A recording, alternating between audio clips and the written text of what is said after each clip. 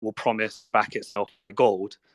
So then you end into a gold standard via the dollar. So, and then finally in 71, you had the reneging of that agreement, where the gold standard was fully removed and we entered into the massive over leveraging. And then finally in 2022, you had the US just essentially sanctioning a central bank in Russia, meaning that dollars can now be deleted. So everything that Bitcoin does has kind of been this 100 years of dollar history. So now all the countries are over leveraged. What choices do they have? Well, they either keep the Ponzi scheme going and issue a central bank digital currency to deleverage their economy.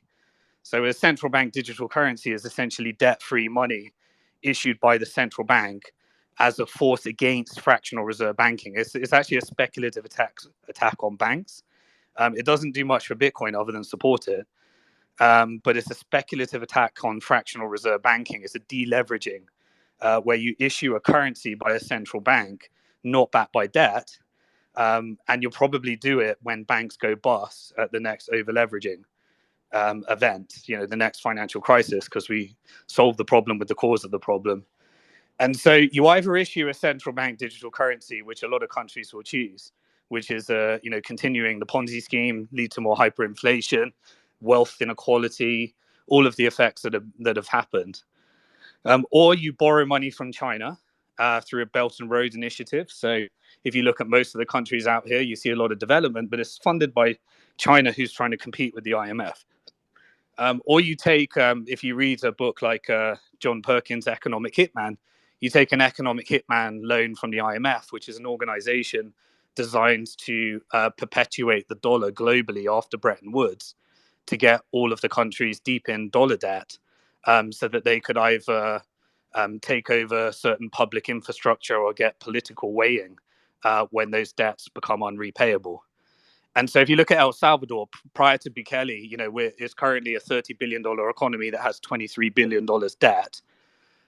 They're looking at a restructuring right now.